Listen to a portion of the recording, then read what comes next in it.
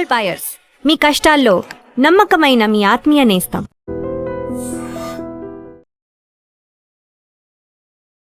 నమస్తే, నేను Kavitha. Welcome to I dream news and నిజాలు.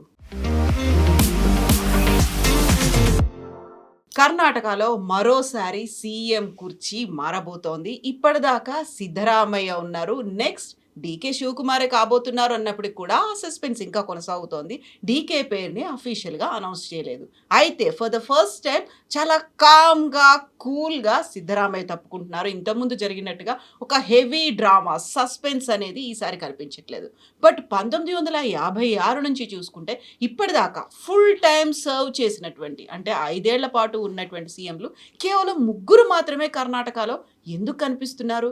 ఎందుకని ప్రతిసారి ఈ 5 ఏళ్లలో 2-3 సీఎంలు కర్ణాటకలో మారుతున్నారు? మనతో పాటుగా ఉన్నారు సీనియర్ జర్నలిస్ట్ సురేష్ కొచ్చాతిల్ గారు. సార్ నమస్తే. సో కర్ణాటక హిస్టరీ ఏంటి సార్? అంత విచిత్రంగా అనిపిస్తుందా? చాలా ఇంట్రెస్టింగ్గా ఉందా? ఎందుకలా 1956 నుంచి చూసుకుంటే ఇప్పటిదాకా ఇన్ని ప్రభుత్వాలు వచ్చాయి, బోల్డ్ అంతమంది సీఎంలు కనిపించారు. ఎందుకని 5 years టర్మ్ అనేది కేవలం 3 మాత్రమే కంప్లీట్ చేసుకున్నారు? కరెక్ట్. మీరు చెప్పినట్టు 1956 నుంచి చూసుకుంటే నిజలింగప్ప ఫస్ట్, దాని తర్వాత దేవరాజ్ అర్స్, అండ్ ఇప్పుడు సిద్ధరామయ్య గారు. దట్ ఆయన first term 2013-18. Second term complete చేయలేకపోయారు ఆయన. సో వీళ్ళు 3 ఉన్నారు. దీంట్లో మనకు తెలిసిన మటుకు నిజలింగప్ప అనే లీడర్ ఇందిరాగాంధీతో వాళ్ళు స్ప్లిట్ అయ్యి కాంగ్రెస్ స్ప్లిట్ చేసిన దాంట్లో ఉన్నారు. కామరాజ్, నిజలింగప్ప, చాలామంది వీళ్ళు 3-4 సీనియర్ లీడర్స్ కలిసి పార్టీ స్ప్లిట్ చేశారు ఆ టైంలో. ఇందిరాగాంధీ సపరేట్గా వెళ్ళిపోయింది, వీళ్ళేమో సపరేట్గా వెళ్ళిపోయారు. అప్పటి నుంచి చూసుకుంటూ వస్తే కర్ణాటకలో అక్కడ చాలా చాలా పెద్ద పెద్ద లీడర్స్ ఉన్నారు. వీరేంద్ర పాటిల్ కానీ, దేవరాజ్ అర్స్ కానీ, రామకృష్ణ హెగ్డే కానీ, ఎస్ బంగారప్ప, దేవేగౌడ, చూస్తే కుమారస్వామి, చాలా పెద్ద పెద్ద లీడర్లు ఉన్నారు. కానీ ఎవ్వరు ఫుల్ టర్మ్ సర్వ్ చేయలేకపోతున్నారు. కర్ణాటక అది ఒక కర్స్ అనుకుంటాను అది. ఎందుకంటే మాకు ఇంకెక్కడ మీకు కనిపించదు ఇది. మీకు ఒక సీక్వెన్స్గా తీసుకెళ్తాను నేను. ఫర్ ఎగ్జాంపుల్, నిజలింగప్ప గారు మన అందరు తెలిసిందే, చాలా వెటరన్ కాంగ్రెస్ మ్యాన్. ఆయన ముఖ్యమంత్రిగా 1958లో ఆయన ప్రమాణ స్వీకారం చేశారు. కానీ ఆ టైంలో అక్కడ లింగాయత్ ఎమ్మెల్యేస్ అందరు కలిసి ఒక గ్రూప్ ఫామ్ చేసి పెద్ద గొడవ చేశారు.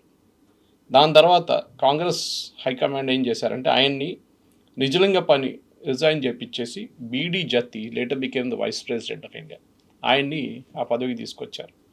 సో నిజలింగప్ప గారు ఫస్ట్ టర్మ్ 1962-1968 తర్వాత వచ్చారు ఆయన. ఇంకా ఇక్కడ ఈ 58లో ఆయన రిజైన్ చేశారు ఆ టర్మ్లో.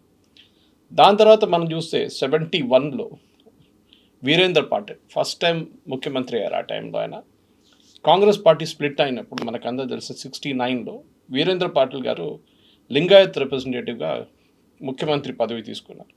కాంగ్రెస్ ఆర్గనైజేషన్ అని చెప్పి ఒక పార్టీ ఉండే టైం, కాంగ్రెస్ ఓ అని, ఆ ఫ్యాక్షన్తోనే ఆయన కలిసి ముఖ్యమంత్రి అయ్యారనమాట. కానీ ఇందిరాగాంధీ గారు 1971 జనరల్ ఎలక్షన్లో చాలా పెద్ద మ్యాండేట్తో వచ్చారు. ఆమె వచ్చిన తర్వాత ఏం చేశారంటే వీళ్ళ పార్టీలో ఉన్న చాలామంది ఎమ్మెల్యేస్ డిఫెక్ట్ అయ్యారు, ఇందిరాగాంధీ వైపు వెళ్ళిపోయారు. వెళ్ళిపోయిన తర్వాత ఈయన ముఖ్యమంత్రి పదవి నుంచి రాజీనామా చేయాల్సి వచ్చింది. అంటే presidents rule, first time presidents rule impose చేసింది కర్ణాటకలో. ఈ ప్రెసిడెంట్ రూల్ కూడా కర్ణాటకలో ఒక చాలా పెద్ద కాన్స్టిట్యూషనల్ ప్రాబ్లం క్రియేట్ చేసిన తర్వాత మనకు అందరు తెలిసిన బొమ్మాయి జడ్జ్మెంట్ అని చెప్పి సుప్రీంకోర్టుకి చాలా ఫేమస్ జడ్జ్మెంట్ ఉండే, అది సపరేట్ స్టోరీ. కానీ ఈ కంటిన్యూస్గా కర్ణాటకలో ఇన్స్టెబిలిటీ ఉన్న కారణం ఇది. అక్కడ కర్ణాటక పాలిటిక్స్లో ఈ 2 కమ్యూనిటీస్ డామినేట్ చేస్తారు. ఇప్పుడు మన దగ్గర కూడా రెడ్డిలు, కమ్మారు అంటారు, తర్వాత ఆంధ్ర వైపు కాపు అంటారు. కానీ మోస్ట్లీ ఈ 2 కమ్యూనిటీస్ 3 కమ్యూనిటీస్లో ఉంటుంది, డివైడ్ చేసుకుంటారు వాళ్ళు పవర్. లింగాయత్, అక్కడ Kuruba is very small community, 2-3% population. So politically and financially and మఠ సపోర్ట్, వీళ్ళ కర్ణాటకలో పాలిటిక్స్ అంతా కంట్రోల్ చేసేది మఠాలు. వాళ్ళు ఇంజనీరింగ్ కాలేజ్ నడిపిస్తారు, మెడికల్ కాలేజ్ నడిపిస్తారు, స్కూళ్ళు నడిపిస్తారు, అన్నీ ఉంటుంది. నేను టైమ్స్ ఆఫ్ ఇండియాలో ఉన్నప్పుడు అప్పుడు 1989లో నాకు గుర్తుంది, I have travelled extensively in Karnataka. వీళ్ళ అడ్వర్టైజ్మెంట్స్ కోసం తిరుగుతుండే నేను మఠాలకి. దావంగేరే, షిమోగా, ఇట్లాంటి ప్లేసెస్కి వెళ్తే అక్కడ పెద్ద పెద్ద మఠాలు ఉంటాయి అండ్ స్వామి పీఠాధిపతులు ఉంటారు. వాళ్ళు బిజినెస్సే మాట్లాడతారు ఆ టైంలో. వాళ్ళకి మెడికల్ కాలేజ్లో అడ్మిషన్ కావాలి, నార్త్ ఇండియా నుంచి స్టూడెంట్స్ చాలామంది వస్తారు. ఆ టైంలో నీట్ ఏం లేకుండే, డబ్బులు ఇస్తే వాళ్ళకి అడ్మిషన్ వచ్చేస్తుంది. సో సో ఎందుకంటే వాళ్ళకి ఫైనాన్షియల్ ఉంటేనే వాళ్ళు పొలిటికల్ సపోర్ట్ తీసుకోగలరు. So it was a quid pro quo అనమాట వీళ్ళ నడిమిట్లో. సో ఒకసారి లింగాయత్ ముఖ్యమంత్రి వస్తే ఒక్కలిగాలు ఆయన గుంజి కిందకి తీసుకొస్తారు. ఒక్కలిగా ముఖ్యమంత్రి వస్తే లింగాయట్లు గుంజేస్తారు. ఇప్పుడు నా ప్రెసెంట్ ఈ Shivakumar Vokkaliga and Siddaramaiah Kuruba community. Kuruba is a very very small minority community. అంటే వాళ్ళు ఒక బీసీ కమ్యూనిటీ లాగా వస్తారు, ఓబీసీ కమ్యూనిటీలో. So they are very very minute. అంత పెద్ద పొజిషన్ లేదు వాళ్ళకి. ఎస్సీ ఎస్టీ మైనారిటీ అని చెప్పొచ్చు, ఆ వీకర్ సెక్షన్ నుంచి అని చెప్పొచ్చు. కానీ వీళ్ళిద్దరు పవర్ఫుల్, లింగాయత్స్ అని ఒక్కలి కాదు అనమాట. సో వీరేంద్ర పాటిల్ గారు ఫస్ట్ టైం అప్పుడు 1971లో ఈ గొడవ అంతా జరిగిన తర్వాత ప్రెసిడెంట్స్ రూల్ పెట్టారు. దాని తర్వాత దేవరాజ్ అర్స్, ఈయనైతే he was considered mass leader, backward class, again Siddaramaiah లాగా బ్యాక్వర్డ్ క్లాస్ కమ్యూనిటీ నుంచి దేవరాజ్ అర్స్ అన్నమాట. ఆయన సెకండ్ టర్మ్కి ముఖ్యమంత్రి అయ్యారు అప్పుడు. దాని తర్వాత ఇందిరాగాంధీతో మళ్ళీ గొడవ. దాని తర్వాత ఆయన దేవరాజ్ అర్స్ అని చెప్పి కాంగ్రెస్ అర్స్ అని చెప్పి ఒక పార్టీ ఫామ్ చేశారు. ఆలోచించండి, కాంగ్రెస్కి ఇన్ని పార్టీలు ఉండే ఒక టైంలో. ఈవెన్ కేరళలో కరుణాకర్ అని, తర్వాత తమిళమానిలా కాంగ్రెస్ అని, తమిళనాడులో జీకే మూపనార్, పి చిదంబరం వీళ్ళందరూ కలిసి పార్టీ కూడా ఫామ్ చేశారు ఆ టైంలో. కానీ దాని తర్వాత ఇందిరాగాంధీ గారు తిరిగి వచ్చినప్పుడు 1980లో మళ్ళీ చాలామంది ఎమ్మెల్యేలు రిజైన్ చేసి వెళ్ళిపోయారు. దాని తర్వాత he lost his majority. And then ఆయన సక్సీడ్ చేసింది గుండూరావు ఆ టైంలో. గుండూరావు గారు ముఖ్యం. సో ఎన్ని పేర్లు ఉన్నాయి చూడండి కర్ణాటకలో. ఓకే, ఇది చాలా మటుకు ఇది. దాని తర్వాత first non Congress chief minister అని వచ్చింది 1988లో రామకృష్ణ హెగడే. రామకృష్ణ హెగడే గారు పాపం చాలా మంచి character. I still remember him. నేను కలిశాను కూడా ఆయన, నేను ఆ టైమ్స్లో ఉన్నప్పుడు. వెరీ జీనియల్ మ్యాన్, కానీ మంచోడు, వెరీ సింపుల్. మల్లేశ్వరం ఏరియాలో ఉంటుండే ఆయన. కానీ ఆయనకి కొన్ని ఏం చెప్తారు, ఆయన చేసిన పనులు కాదు అది. ఫోన్ ట్యాపింగ్ ఒక కేసు ఉండే, అక్కడ ఉన్న ఆపోజిషన్ లీడర్స్ మీద ఫోన్ ట్యాప్ చేశారు అది చెప్పేసి. దాని కాకుండా చాలా మటుకు ఆయన మీద పార్టీలోనే వ్యతిరేకత ఉండే. So he had to resign finally. ఆయన రిజైన్ చేశారు. ఆయన్ని ఎస్ఆర్ బొమ్మాయి గారు సక్సీడ్ చేశారు. సో ఇంకో పేరు వచ్చింది ఇప్పుడు, ఎస్ఆర్ బొమ్మాయి. దాని తర్వాత 1990లో మళ్ళీ వీరేంద్ర పాటిల్ గారు తిరిగి వచ్చారు ఈసారి.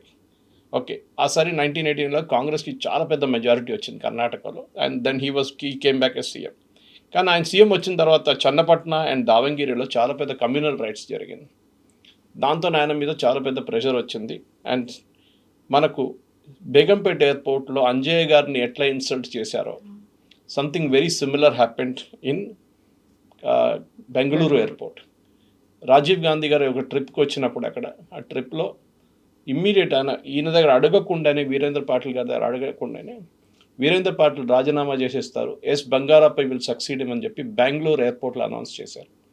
మన దగ్గర జరిగినప్పుడు తెలుగు ఆత్మగౌరవం అని చెప్పి ఎన్టీ రామారావు గారు ఒక క్యాంపెయిన్ మొదలుపెట్టారు. దాని తర్వాత టీడీపీ ఫామ్ అయింది. సో కాంగ్రెస్కి అదే హ్యాబిట్ ఉంది ముందు కూడా, కొత్తది కాదు. 1990లో ఇది జరిగింది. దాని తర్వాత బంగారప్ప గారు ముఖ్యమంత్రి అయ్యారు, దట్ ఈస్ 1992లో. కానీ ఆయన వచ్చిన తర్వాత ఆయన ఒక కరప్ట్ ఇమేజ్ ఉండే బంగారప్పకి. నాకు గుర్తుంది, ఆయన ఇల్లు మన బెంగళూరు రేస్ కోర్స్ రోడ్ ఎదురుగా ఒక లేన్లో ఉండే, సందులో ఉండే అనమాట.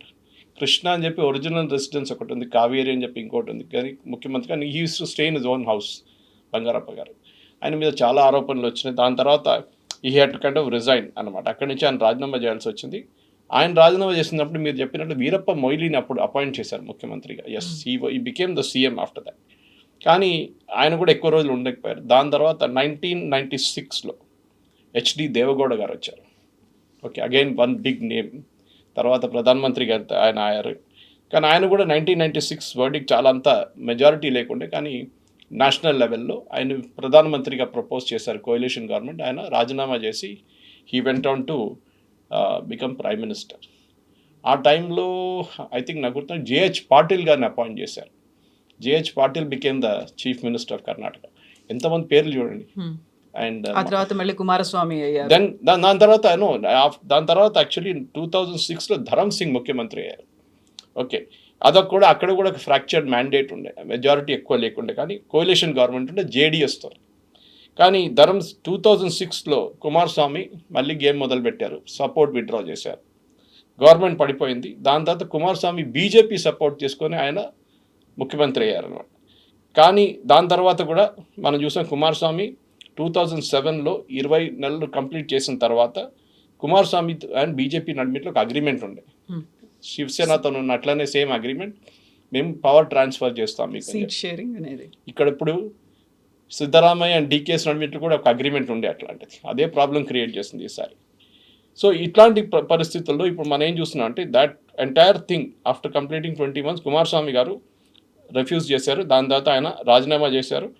అండ్ నెక్స్ట్ యడ్యూరప్ప గారిని ముఖ్యమంత్రిగా స్వేరింగ్ చేశారు. ఇప్పుడు అది యడ్యూరప్ప బీజేపీ టర్న్ కి వచ్చేసింది. ఇప్పటిదాకా కాంగ్రెస్ మారుస్తూ వచ్చింది, తర్వాత బీజేపీ అయింది. వచ్చింది. సో 2007లోనే బీజేపీ కర్ణాటకలో ఫస్ట్ స్టెప్స్ మొదలు పెట్టారు. ఇన్ఫాక్ట్ వాళ్ళ ఫుల్ ఫ్లెజ్ గవర్నమెంట్ లేకుండే అప్పుడు కూడా. కానీ యడ్యూరప్ప గవర్నమెంట్ ఎక్కువ రోజులు ఉండలేదు. వాజ్పేయి గారు లాగా ఒక 13 నెలల రోజులు కూడా ఉండలేదు. 7 రోజుల్లో గవర్నమెంట్ పడిపోయింది. ఎందుకంటే జేడీఎస్ సపోర్ట్ విత్డ్రా చేశారు. గేమ్స్ చూడండి, కుమారస్వామిని రాజీనామా చేయించారు. రాజీనామా చేసి ఈయనని స్వేరింగ్ చేయించారు. కుమారస్వామి సపోర్ట్ ఇచ్చారు. With in 7 days support withdraw so చేసుకున్నారు. ఒక చిన్నపిల్లల గేమ్ ఉంటుంది, టిట్ ఫర్ టాట్ అంటారు, అలా ఉంటుంది. హర్యానాలో ఇప్పుడు మనం ఆయారాం గయారాం అంటాం హర్యానా పాలిటిక్స్ గురించి. కానీ హర్యానా కన్నా దారుణ పరిస్థితి కర్ణాటకలో ఉందన్నమాట. దాని తర్వాత 2008 నుంచి 2013లో 3 ముఖ్యమంత్రులు ఉన్నారు. Yeddyurappa, D V Sadanand Gowda and Jagadish shutter.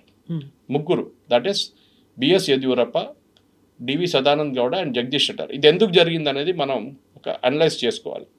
First Yediyurappa గారు వచ్చారు, కానీ ఆయన వ్యతిరేకంగా కొంచెం ఆరోపణలు వచ్చినాయి. దట్ లోకాయుక్త కేసు రిజిస్టర్ చేశారు, mining case, illegal mining case అని చెప్పేసి. సో బీజేపీ హైకమాండ్ ఆయన్ని రాజీనామా చేపించి ఒక లైట్ వెయిట్ లీడర్ లాగా సదానంద్ గౌడ గారిని కూర్చోబెట్టారు. కానీ ఆయన కూడా 11 నెలల్లో రిజైన్ చేసి వెళ్ళిపోయారు, ఆయన పార్టీ పాలిటిక్స్ తట్టుకోలేక. దాని తర్వాత జగదీష్ షెట్టార్ని ముఖ్యమంత్రి చేశారు. He was also very light weight person. ఆయన ఫైనల్ టర్మ్ కంప్లీట్ చేశారు. దాని తర్వాత బీజేపీ మళ్ళీ రాలేదు.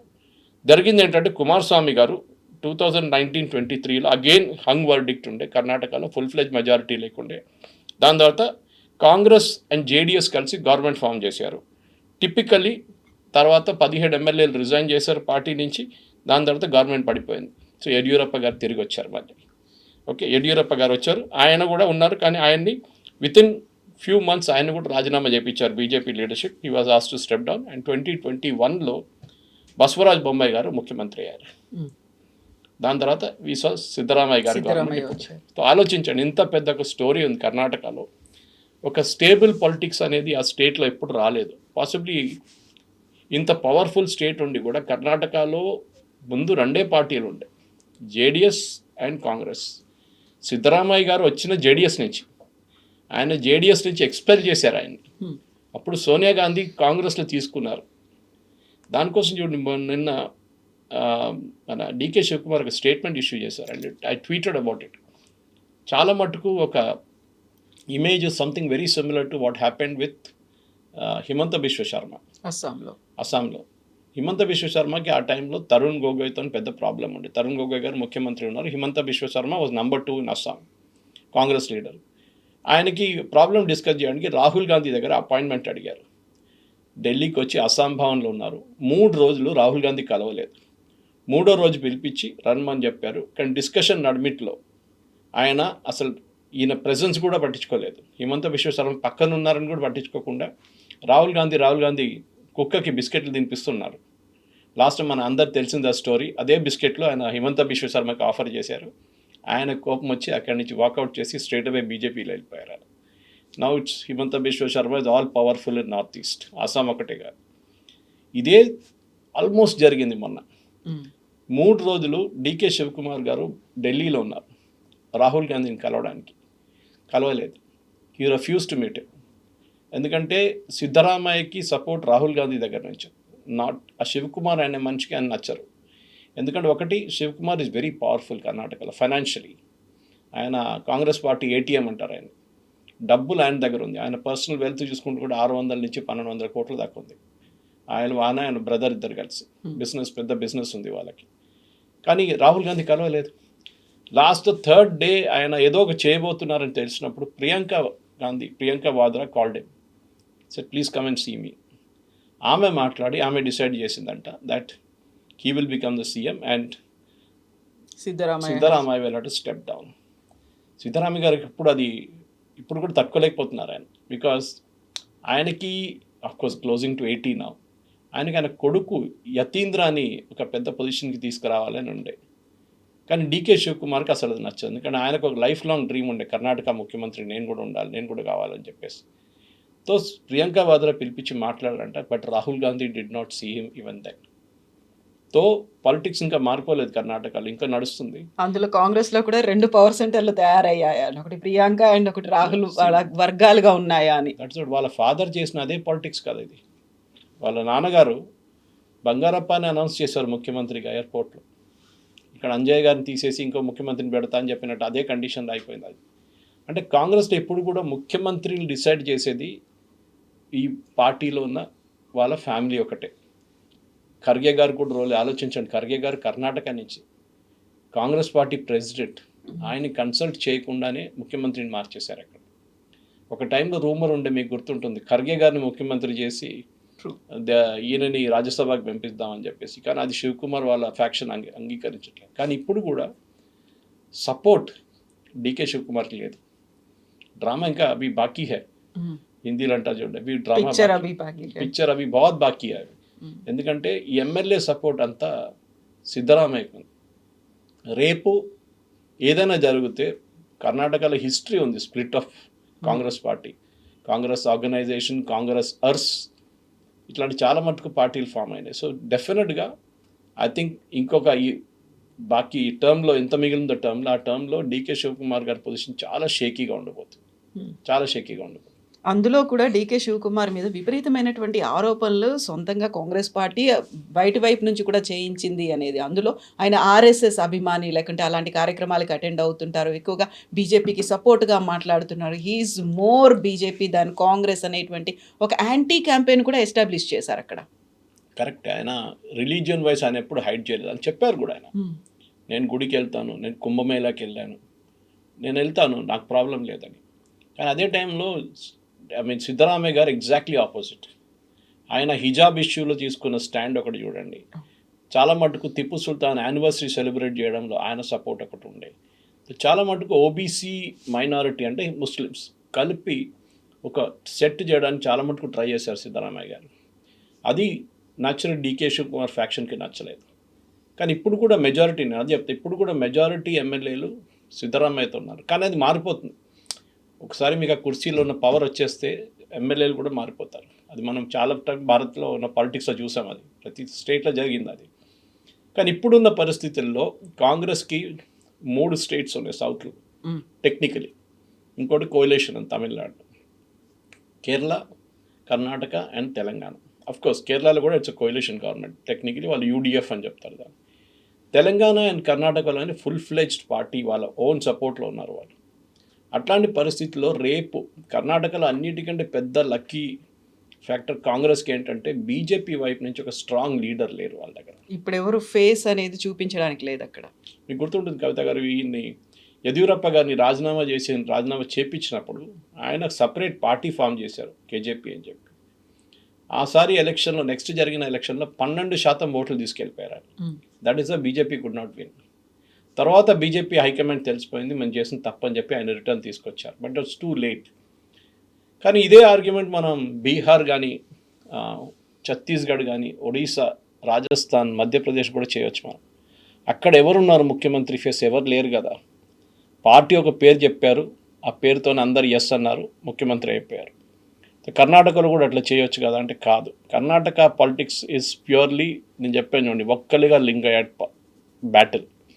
ఇప్పుడు మన డీకే శివకుమార్ గారు ఒక్కలిగా, లింగాయట్ సైడ్ నుంచి పెద్ద పుష్ బ్యాక్ రావబోతుంది. వాళ్ళ వైపు ఉన్న ఎమ్మెల్యేలతోని రాజీనామా చేపిస్తే కూడా ఐ వోంట్ బి సర్ప్రైజ్డ్. అది కూడా జరగవచ్చు. మఠాల పీఠాధిపతి చేపిస్తారు. అది కూడా వాళ్ళ గేమ్ ఆడడానికి చాలా పెద్ద ఛాంపియన్స్ వాళ్ళు, మన ప్రొఫెషనల్ పొలిటీషియన్స్ కన్నా పెద్ద పొలిటీషియన్స్ వాళ్ళు. కర్ణాటకలో ఇంకా ఈ కురుబా కమ్యూనిటీ మీద అంత ప్రాబ్లం లేదు, కానీ మేజర్ ప్రాబ్లం రాబోతుంది ఇటువైపు నుంచి, లింగాయట్ వైపు నుంచి. లింగాయట్ ఉన్న ఎమ్మెల్యేలు ఎక్కడికి వెళ్తారో మనకు తెలియదు. మొన్న కూడా దావంగేరే బై ఎలక్షన్ జరిగినప్పుడు షామ్ను శివశంకరప్ప అని చెప్పి చాలా పెద్ద లీడర్ కాంగ్రెస్ది, నేను ఆయన్ని ఆ టైంలో కలిసాను, 1989లో కలిసాను ఒకసారి. ఆయన అక్కడ పెద్ద మెడికల్ కాలేజ్ నడిపిస్తాడు దావంగేరేలో, కాకుండా ఇంజనీరింగ్ కాలేజ్ అన్నీ ఉన్నాయి ఆయనకి. అండ్ ఈ వాజ్ లోకల్ ఎమ్మెల్యే. ఆయనకి బెంగళూరులో తాజ్ వెస్ట్ ఎండ్ అని చెప్పి ఒక 5 స్టార్ ప్రాపర్టీ ఉంది, రేస్ కోర్స్ ఎదురుగా. అక్కడ ఆయనకు ఒక room through out the year book ఉంటుంది. అంత ఫైనాన్షియలీ పవర్ఫుల్ మనిషి ఆయన. అక్కడ 2 సార్లు కలిశాను నేను. సో జామ్ను శివశంకర్ అంటే ఆయనకి దావంగేరే మొత్తం చుట్టుపక్కల ఏరియాస్ అంతా ఆయన దగ్గర ఉంటుంది, షిమోగా అంతా. కానీ ఇప్పుడు రీసెంట్లీ అక్కడ జరిగిన పాలిటిక్స్లో వాళ్ళ ఫ్యామిలీ నుంచి వాళ్ళ కొడుకు కానీ వాళ్ళ టికెట్ కోసం చాలా పెద్ద గొడవ జరిగింది బై ఎలక్షన్లో. కానీ లాస్ట్లో వచ్చింది అనుకోండి టికెట్. కానీ అక్కడున్న కొంతమంది ముస్లిం లీడర్స్ వ్యతిరేకంగా పోటీ చేయడానికి వెళ్ళారు. అది కాంగ్రెస్లో మళ్ళీ ఒక ఫ్యాక్షనిజం చూపిస్తుంది అక్కడ. అంటే ఫస్ట్ జనరేషన్ నుంచి సెకండ్ జనరేషన్కి వచ్చేటప్పుడు కాంగ్రెస్లో చాలా మటుకు ప్రాబ్లమ్స్. యతీంద్ర గురించి మాట్లాడుతున్నారు, బీజేపీలో అదే ప్రాబ్లం ఉంది.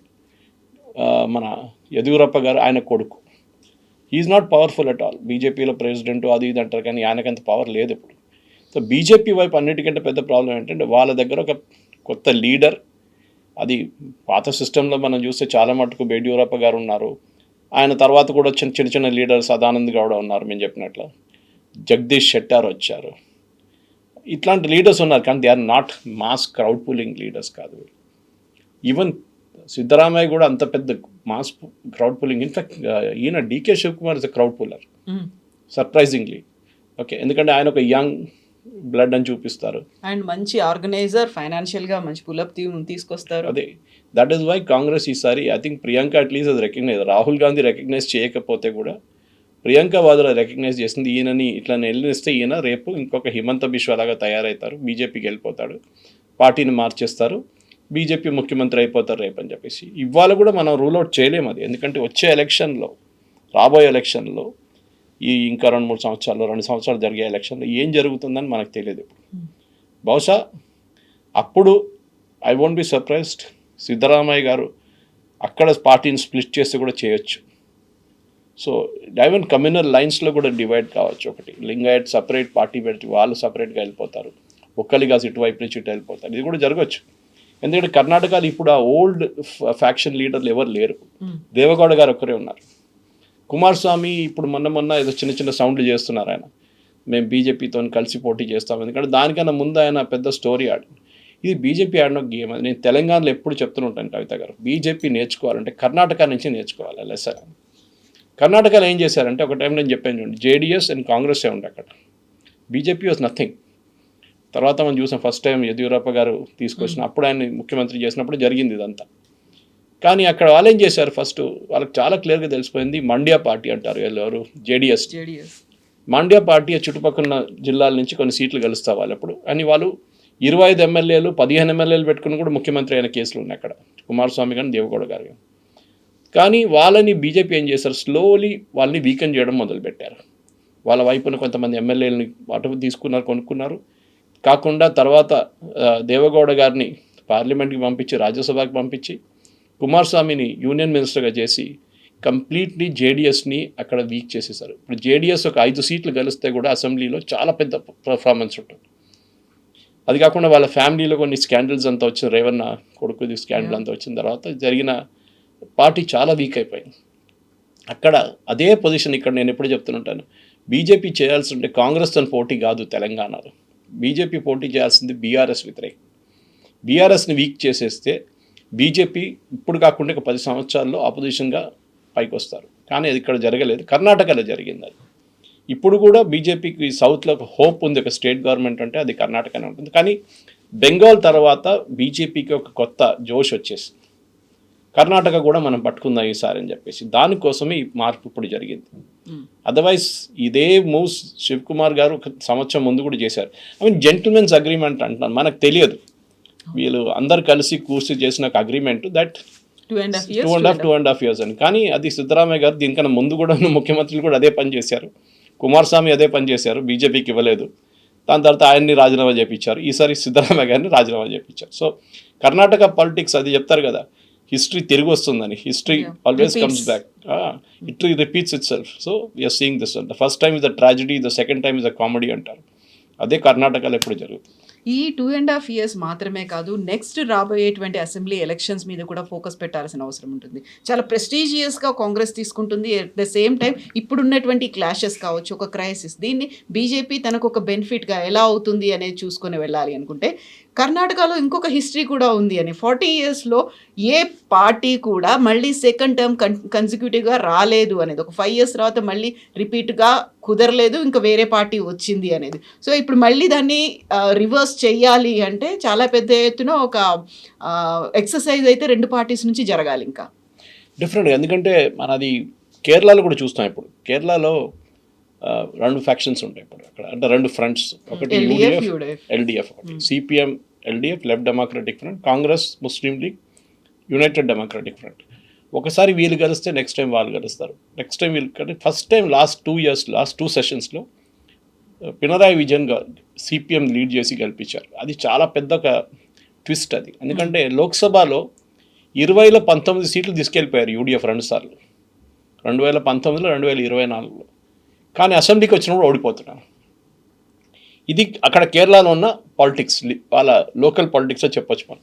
కానీ కర్ణాటకలో ఇప్పుడు మనం చూస్తున్నాం, ఎందుకంటే ఈ కర్ణాటక అసెంబ్లీలో రాబోయే ఎలక్షన్లో ఎన్ని సీట్లు గెలుస్తారు అనేది చాలా పెద్ద ఒక క్వశ్చన్. ఇప్పుడు ఈ ఫస్ట్ ఎలక్షన్ జరిగినప్పటి నుంచి ఇప్పుడు దాకా నేను అదే చూస్తున్నాను, నంబర్లు చూస్తే ఇప్పుడు వీళ్ళకి 224లో ఇండియా అలయన్స్కి 140 సీట్లు ఉన్నాయి, దాంట్లో కాంగ్రెస్కి 136, అండ్ ఆపోజిషన్లోనే ఎన్డీఏకి 81, దాంట్లో బీజేపీకి 63, జేడీఎస్కి 18 సీట్లు వచ్చినాయి అనమాట. సో ఈ స్ట్రక్చర్లో వీళ్ళు ఎన్ని రోజులు తీసుకెళ్తారు, ఇంకా ముందుకు వెళ్ళగానే ఈ 124 గ్యాప్ కర్ణాటకలో యాజ్ వాజ్ డన్ ఇన్ మన బెంగాల్లో ఇదే జరిగితే ఏం జరుగుతుంది అనేది ఒక పెద్ద ప్రశ్న. సో రాబోయే అసెంబ్లీ ఎలక్షన్లో డెఫినెట్గా ఐ థింక్ బీజేపీ వాళ్ళ వైపు నుంచి ఎఫర్ట్స్ పెడతారు కర్ణాటకలో గవర్నమెంట్ ఫామ్ చేయడానికి, ఎందుకంటే నార్త్ కంప్లీట్గా సాచ్యురేట్ అయిపోయింది. ఎక్కడుంది, ఒక జార్ఖండ్ ఒకటే మిగిలింది, ఒక హిమాచల్ ప్రదేశ్ మిగిలింది. అది ఇవాళ లేకుంటే రేపు పడిపోతుంది ఆ గవర్నమెంట్.